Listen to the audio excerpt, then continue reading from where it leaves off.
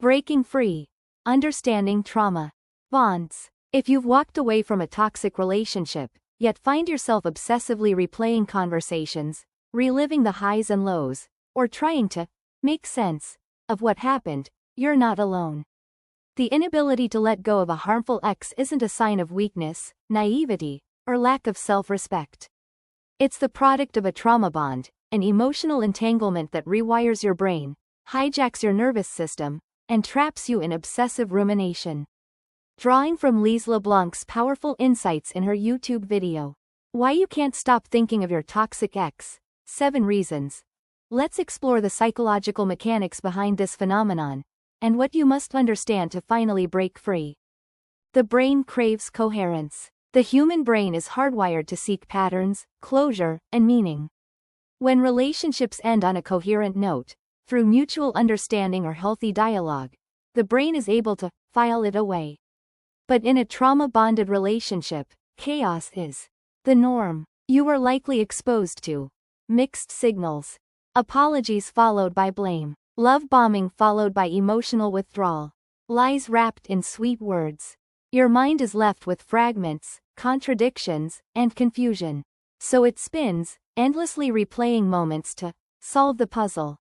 But there is no puzzle, only manipulation.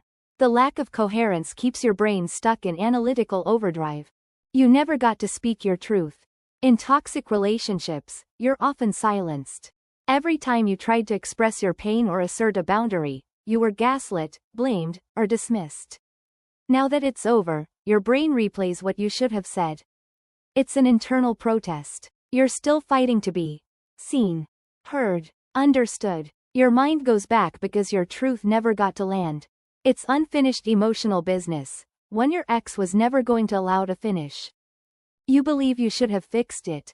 Even if the relationship was hellish, many people internalize failure. You might think, maybe if I just loved them harder, communicated better, or stayed calmer. But your empathy was exploited. You became the fixer, the rescuer, the emotional glue that held a broken person together. That role gave you a sense of purpose, and now, your identity feels shattered. So your brain clings to fantasies like, what if someone else gives them what I couldn't? What if I failed them? These thoughts aren't about them. They're about you trying to hold on to the identity of the good partner who never gave up. You're desperately seeking closure. Normal relationships often end with honesty, dialogue, or mutual reflection. Toxic ones end with ghosting, stonewalling, blame shifting, no resolution at all. So your brain keeps spinning because there's no period at the end of the sentence. Think of watching a movie with an unresolved ending. You keep rewriting it in your mind, hoping for something that makes sense. In a trauma bond, this need becomes a mental addiction. Thinking feels like control. Obsessing feels productive. It feels like you're working on a solution. You're gaining insight. You're preventing future pain. But this illusion of control is a trap. Because trauma isn't just psychological, it's physiological. You're not thinking your way out of pain. You're stuck in a nervous system loop where stress hormones like cortisol and adrenaline flood your body. You remain in fight or flight. Your body stays in crisis mode, even after the crisis is over.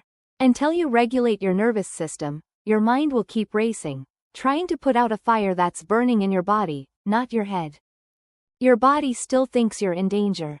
Toxic relationships train your nervous system to live in hypervigilance, walking on eggshells, anticipating emotional explosions, scanning for danger or changes in tone.